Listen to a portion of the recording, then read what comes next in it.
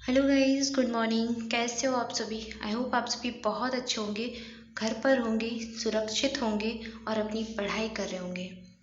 दोस्तों, आज है 1 मई 2021 और हम देखेंगे 1 मई का करंट अफेयर।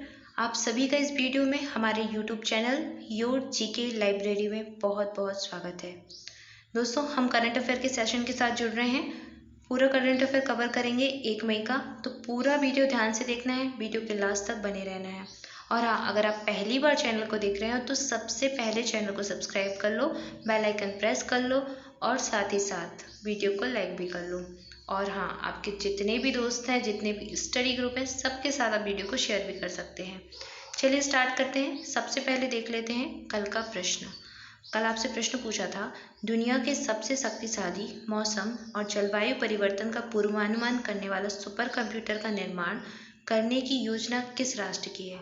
ऑप्शन ए था यूके, ऑप्शन बी था जर्मनी, ऑप्शन सी था ब्रिटेन और ऑप्शन डी था चीन। इस प्रश्न का राइट आंसर था ऑप्शन ए यूके, यानी कि यूनाइटेड किंगडम। यूनाइटेड किंगडम दुनिया का सबसे शक्तिशाली मौसम और जलवायु परिवर्तन का पूर्वानुमान करने वाला सुपर कंप्यूटर बनाने जा रहा है। राइट आंसर था ऑप्शन ए यूके। ठीक है, आइए देखते हैं आज का करंट अफेयर। पहला प्रश्न है, अंतर्राष्ट्रीय मजदूर दिवस किस दिन मनाते हैं? ऑप्शन ए है 10 जनवरी, ऑप्शन बी है 1 मई, ऑप्शन सी है 20 मई और ऑप्शन डी है 29 अप्रैल। इस प्रश्न का राइट आंसर हो जाएगा ऑप्शन बी 1 मई, यानी कि आज के दिन। आज के दिन हम मना रहे हैं अंतर्राष्ट्रीय मजदूर दिवस, अंतर्राष्ट्रीय श्रमिक दिवस, और 1 मई को मनाते हैं। 1886 में इसकी शुरुआत हुई थी, 1886 में इसकी स्टार्टिंग हुई थी और तब से आज तक हर वर्ष इसको हम मनाते हैं। क्यों मनाते हैं? मजदूरों के जो अधिकार हैं उनको बताने के लिए, मजदूरों को उनके अधिकारों के प्रति जागरूक करने के लिए और मजदूर के अधिकारों के लिए लड़ने के लिए, उन सभी चीज़ों के लिए मनाया जाता है अंतर्राष्ट्रीय श्रमिक दिवस, अंतर्राष्ट्रीय मजदूर दिवस, मजदूरों के सम्मान में 1 मई को। ठीक है, राइट आंसर था ऑप्शन बी। आइए देखते हैं अगला प्रश्न। नेक्स्ट हो जाएगा, आयुष्मान भारत दिवस भारत में किस दिन मनाया गया? ऑप्शन ए है 10 मार्च, ऑप्शन बी है 20 जनवरी, ऑप्शन सी है 30 अप्रैल और ऑप्शन डी हो जाएगा 12 मई। इस प्रश्न का राइट आंसर हो जाएगा ऑप्शन सी 30 अप्रैल। 30 अप्रैल को मनाया गया है भारत में आयुष्मान भारत दिवस। क्यों मनाया गया? अच्छा, आपने योजना पढ़ी होगी, आयुष्मान भारत योजना किससे संबंधित है? हेल्थ के से संबंधित, स्वास्थ्य क्षेत्र से संबंधित है। ठीक है, इस योजना के तहत क्या होता है कि भारत के हर परिवार को 5 लाख का स्वास्थ्य सहायता दी जाएगी। ठीक है, तो आयुष्मान भारत योजना की शुरुआत हुई थी कब? 14 अप्रैल 2018 में। कब हुई थी? 14 अप्रैल 2018 को। और इसके बाद आयुष्मान भारत दिवस मनाया गया था 30 अप्रैल 2018 में पहली बार। तो तब से आज तक हर वर्ष 30 अप्रैल को आयुष्मान भारत दिवस मनाते हैं। और आयुष्मान भारत योजना की शुरुआत हुई थी 14 अप्रैल को। कहाँ से हुई थी? छत्तीसगढ़ का एक बीजापुर नाम का जिला है, वहाँ से इस योजना को लॉन्च किया था प्रधानमंत्री नरेंद्र मोदी के द्वारा। ठीक है, तो 30 अप्रैल को मनाते हैं आयुष्मान भारत योजना। इस वर्ष की थीम लिख लीजिए, याद कर लीजिए, इंपॉर्टेंट हो जाएगी। 2021 की थीम क्या है? सेवा भी और रोजगार भी। क्या है? सेवा भी और रोजगार भी। रोजगार भी, तो इनको सेवा भी करनी है लोगों की और रोजगार भी करना है, रोजगार भी देना है। ऑप्शन सी इस प्रश्न का राइट आंसर हो जाएगा। देखते हैं अगला प्रश्न। नेक्स्ट हो जाएगा, हिंदी में के जो जाने माने गीतकार हैं उनका 78 वर्ष की उम्र में कोरोना के चलते निधन हो गया। ऑप्शन ए है डॉक्टर कुमार बेचैन, ऑप्शन बी है क्रांति कुमार, ऑप्शन सी है ममता कालिया, ऑप्शन डी है राजेंद्र प्रसाद। इस प्रश्न का राइट आंसर हो जाएगा ऑप्शन ए डॉक्टर कुमार बेचैन। आप इमेज में देख सकते हैं, ये है डॉक्टर कुमार बेचैन और इनका भी 78 वर्ष की उम्र में कोरोना के चलते निधन हो गया है। अगर आपने कुछ दिन पहले न्यूज़ देखी हो तो कुमार विश्वास, आप सभी जानते हैं ना कुमार विश्वास को, कुमार विश्वास ने ट्वीट कर कर इनके लिए बेड की मदद मांगी थी। यानी कि जो दिल्ली है वहाँ पर बेड की कमी थी, अस्पताल भरे हुए हैं कोरोना के मरीजों से, तो इनको एक बेड अवेलेबल नहीं हो पा रहा था, तो हॉस्पिटल में एक बेड की रिक्वेस्ट की थी कुमार विश्वास के द्वारा, इनके लिए की गई थी। और अभी हाल ही में इनका निधन हो गया है कोरोना से लड़ाई लड़ते हुए। डॉक्टर कुंवर बेचैन ये हिंदी के एक जाने माने गीतकार हैं। एक सब टीवी है, सब टीवी पर एक शो आता था, वाह क्या बात है, तो उस वाह कविता शो में ये बहुत एपिसोड में देखे गए हैं। तो ये टीवी से भी जुड़े रहे हैं, टीवी में भी कई कार्यक्रमों में देखे जा चुके हैं। जाने माने गीतकार भी हैं और इनको पुरस्कार भी मिल चुका है। 1977 में इन्हें साहित्य पुरस्कार दिया जा चुका है, साहित्य सम्मान से ये सम्मानित हो चुके हैं 1977 में। इसके अलावा इन्हें वर्ष 2004 में उत्तर प्रदेश के द्वारा उत्तर प्रदेश हिंदी संस्थान की ओर से साहित्य भूषण पुरस्कार भी दिया जा चुका है। तो ये एक अच्छे गीतकार थे। इनकी रचनाएं हैं बहुत सारी, जैसे कि झुलसो मत मोरपंख, दीवारों पर दस्तक, पत्थर की बांसुरी, भीतर साकर अंदर साकर बाहर साकर, ये सारी इनकी रचनाएं हैं। तो ये भी आप याद कर सकते हैं। इनकी कुछ पंक्तियां बहुत प्रसिद्ध हैं, जैसे कि एक पंक्ति है इनकी, जिंदगी यूं भी जली मीलों तक, चांदनी 4 कदम धूप चली मीलों तक। कुछ प्रसिद्ध पंक्तियां हैं। ये बहुत ही कोमल भाषा का प्रयोग करते थे, कोमल शब्दों का प्रयोग करना इनकी विशेषता थी। अच्छे गीतकार थे जो कि हमारे बीच से जा चुके हैं, डॉक्टर कुंवर बेचैन।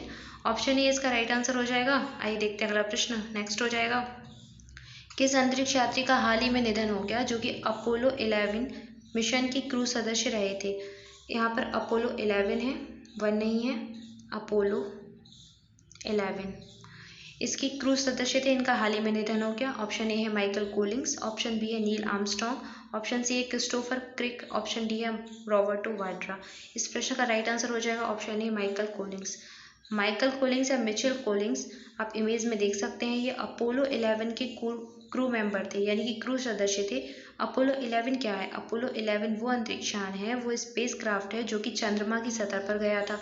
और आप नील आर्मस्ट्रॉन्ग का नाम याद रखते हैं, जानते हैं ना सभी नील आर्मस्ट्रॉन्ग को। तो नील आर्मस्ट्रॉन्ग को सब पढ़ते हैं कि चंद्रमा पर पहली बार कदम रखने वाला मानव कौन था, तो वो थे नील आर्मस्ट्रॉन्ग और उन्हीं की टीम के सदस्य थे। ये उसी स्पेस क्राफ्ट के पायलट थे, यानी कि जो अपोलो 11 अंतरिक्षयान स्पेस क्राफ्ट गया था चंद्रमा की सतह पर, उसके ये पायलट थे। कौन थे? Michael Collings. और ये नील आर्मस्ट्रॉन्ग के साथ ही गए थे, पर ये पायलट थे, तो इन्होंने कदम नहीं रखा था, कदम रखा था नील आर्मस्ट्रॉन्ग ने और उनके साथ एडविन बज ने चंद्रमा की सतह पर। तो ऑप्शन ए इसका राइट आंसर हो जाएगा और ये अमेरिका के एस्ट्रोनॉट हैं। ठीक है, आइए देखते हैं अगला प्रश्न, बढ़ते हैं आगे। नेक्स्ट प्रश्न है, प्रधानमंत्री मोदी ने पीएम केयर्स फंड के तहत कितने पोर्टेबल ऑक्सीजन कंसंट्रेटर्स खरीद की मंजूरी दे दी है?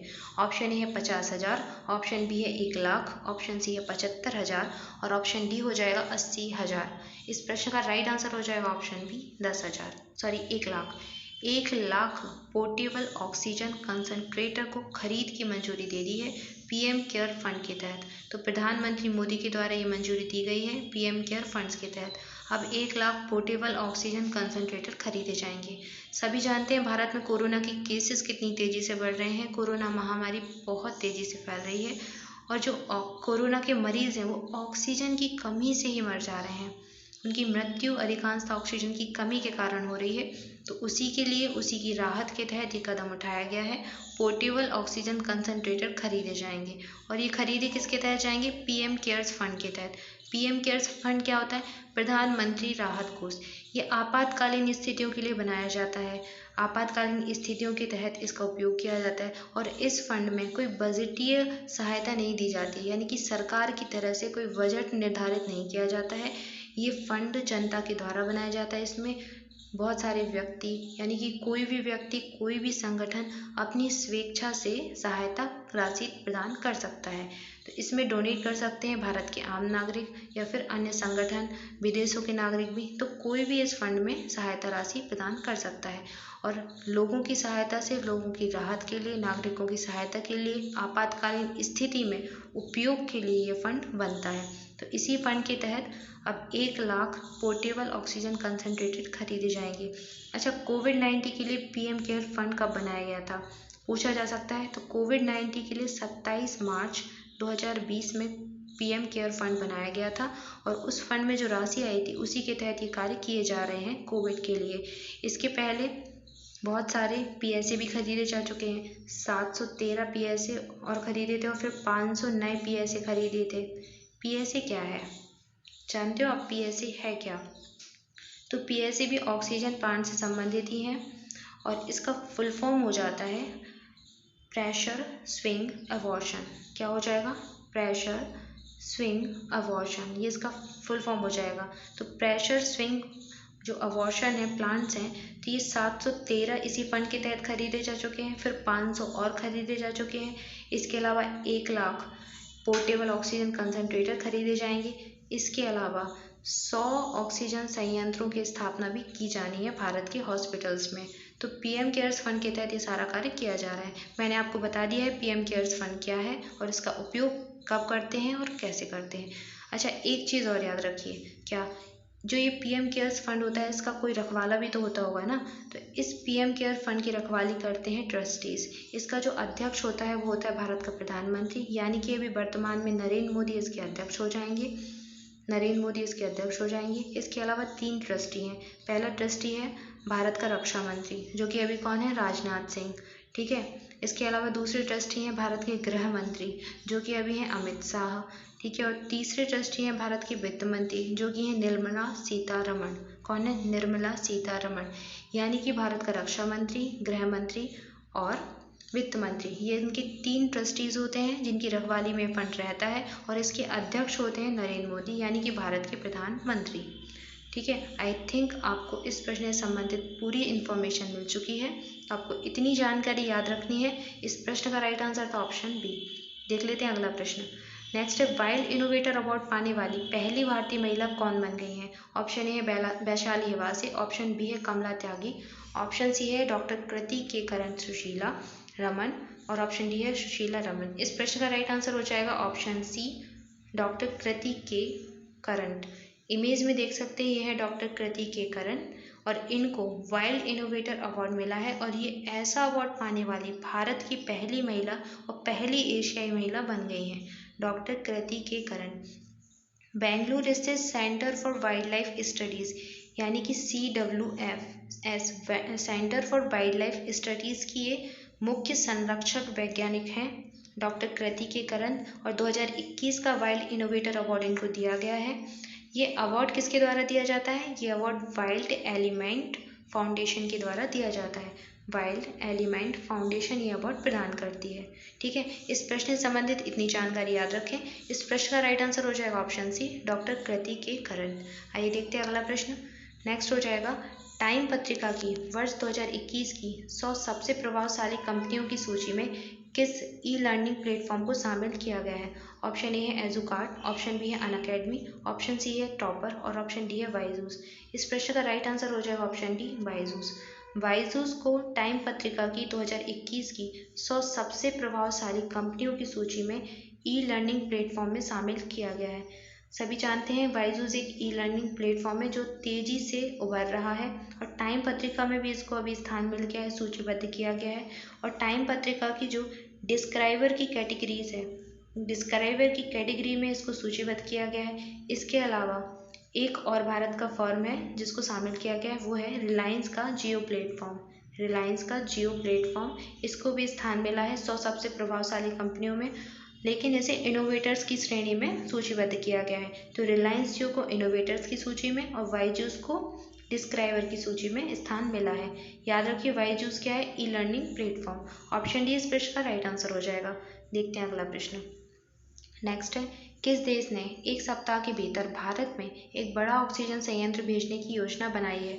ऑप्शन ए है कनाडा, ऑप्शन बी है जर्मनी, ऑप्शन सी है स्वीडन और ऑप्शन डी है इटली। इस प्रश्न का राइट आंसर हो जाएगा ऑप्शन बी, यानी कि जर्मनी। जर्मनी भारत को एक ऑक्सीजन संयंत्र भेजने वाला है। 1 सप्ताह के भीतर ये ऑक्सीजन संयंत्र आ जाएगा। बहुत बड़ी मात्रा में इसमें ऑक्सीजन रहेगी और ऑक्सीजन की पूर्ति भारत में की जा सकेगी। कोरोना की जो दूसरी लहर भारत में फैली है, जिसका प्रभाव सबसे ज़्यादा भारत पर देखा जा रहा है और भारत में बहुत अधिक मरीजों की, कोरोना के जो मरीज़ हैं उनकी ऑक्सीजन की कमी के कारण ही मृत्यु हो जा रही है, तो उसमें कुछ राहत मिलेगी इसके द्वारा। तो ये कार्य जर्मनी के द्वारा किया जा रहा है। ऑप्शन बी इसका राइट आंसर हो जाएगा। देखते हैं अगला प्रश्न। नेक्स्ट है, रिलायंस फाउंडेशन किस शहर में 1000 बेड की कोविड देखभाल सुविधा स्थापित करेगा। ऑप्शन ए है जामनगर, ऑप्शन बी है पोरबंदर, ऑप्शन सी है पुणे और ऑप्शन डी है नागपुर। इस प्रश्न का राइट आंसर हो जाएगा option A Jamnagar. Reliance foundation Jamnagar में 1000 बेड की सुविधा वाला एक कोविड देखभाल सुविधा केंद्र स्थापित करने जा रहा है। ये बिल्कुल फ्री ऑफ कॉस्ट रहेगा। इसमें जो भी मरीज़ एडमिट होंगे उनको फ्री ऑफ कॉस्ट देखभाल दी जाएगी, सुविधाएं दी जाएंगी सारी, और ये कोविड से रिलेटेड होगा। कोविड के सारे मरीज इस केंद्र पर सुविधाएं ले सकेंगे, फ्री ऑफ कॉस्ट होगा। रिलायंस फाउंडेशन के द्वारा स्थापित किया जा रहा है। कहाँ पर? जामनगर में। ऑप्शन ए इसका राइट आंसर है। देखते हैं अगला प्रश्न। नेक्स्ट है Chandler good government index CGGI 2021 पर भारत की रैंक क्या है? 54, 67, 36 या फिर 49? इस प्रश्न का राइट आंसर हो जाएगा ऑप्शन डी 49। 49 भारत की रैंक इस इंडेक्स में 49 है, चांडलर गुड गवर्नमेंट इंडेक्स। ये इंडेक्स निकाला जाता है चांडलर इंस्टीट्यूट ऑफ गवर्नेंस के द्वारा, जिसका मुख्यालय या हेडक्वार्टर हो जाएगा सिंगापुर में।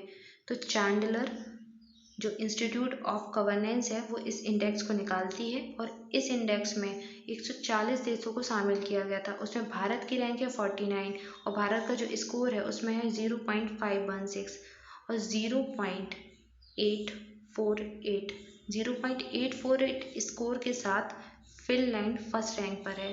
तो फर्स्ट रैंक किसकी है? फिनलैंड की। और भारत की रैंक क्या है? इम्पॉर्टेंट है 49। भारत की रैंक आपको याद रखना है 49 इंडिया की रैंक हो जाएगी। स्कोर कितना है? 0.516। ठीक है, तो 104 देशों का ये इंडेक्स था जिसमें भारत की रैंक है 49वीं। अच्छा, ये इंडेक्स बताता क्या है? आप इंडेक्स के नाम पढ़ के समझ सकते हो कि गुड गवर्नमेंट इंडेक्स है, यानी कि ये सरकारी जो कामकाज होता है, सरकारी क्षमताएं होती हैं और उनके परिणाम होते हैं, उनके मामलों की जांच करता है, उनके बारे में बताता है।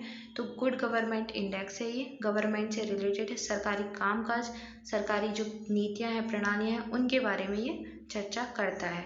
चांडलर इंस्टीट्यूट के द्वारा ये निकाला जाता है। ऑप्शन डी इसका राइट आंसर है, 49th रैंक है। ठीक है, तो इतनी जानकारी आपको याद रखनी है। इसके बाद कल का प्रश्न देख लेते हैं, आज का प्रश्न देख लेते हैं। आज के लिए आपका प्रश्न है भारतीय रिजर्व बैंक यानी कि RBI ने बैंकों के CEO और MD के कार्यकाल को कितने वर्ष तक सीमित करने की घोषणा की है? ऑप्शन ए है 20 वर्ष, ऑप्शन बी है 22 वर्ष, ऑप्शन सी है 18 वर्ष और ऑप्शन डी है 15 वर्ष। इस प्रश्न का राइट आंसर आपको कमेंट बॉक्स में करना है। आप कमेंट बॉक्स में आंसर करें, जरूर से आंसर करें। सभी बच्चे आंसर करने का प्रयास करें।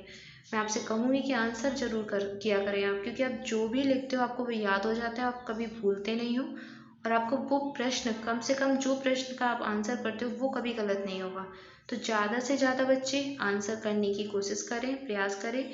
जो भी डेली करंट अफेयर का वीडियो देखते हैं, डेली करंट अफेयर पढ़ते हैं, उनसे ये प्रश्न आसानी से बन जाएगा। और हाँ गाइज, अगर अभी तक आपने चैनल को सब्सक्राइब नहीं किया है तो जल्दी से चैनल को सब्सक्राइब कर दें, साथ ही साथ बेल आइकन प्रेस कर लें। और गाइज, आपको हमारा टेलीग्राम चैनल सब्सक्राइब कर लेना है, योर GK लाइब्रेरी के नाम से है। इसको ज्वाइन कर लें आप, मैं रिकमेंड करूँगी ज़रूर से ज्वाइन करें। यहाँ पर आपको बहुत सारे स्टडी मटेरियल, कॉम्पिटिटिव एग्जाम के PDF नोट्स, प्रीवियस ईयर के क्वेश्चन पेपर, सब कुछ मिल जाता है। और सबसे इम्पोर्टेंट चीज़, लेटेस्ट अपडेट आपको मिलती है हर एग्जाम से रिलेटेड, नोटिफिकेशन, रिजल्ट, सबकी लेटेस्ट अपडेट आपको टेलीग्राम पर अवेलेबल हो जाती है।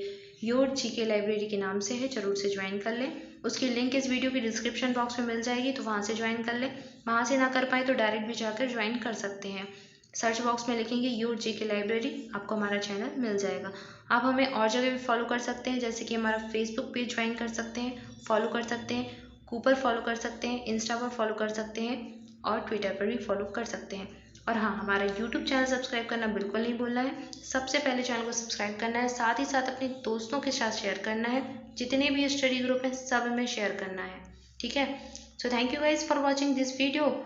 मस्त रहें, मुस्कुराते रहें, लाइक करें, शेयर करें, सब्सक्राइब करें। Let's crack all the exam आसानी से। मिलते हैं नेक्स्ट वीडियो में, तब तक के लिए आप सभी घर पर रहें, सुरक्षित रहें और पढ़ाई करते रहें। Thank you so much.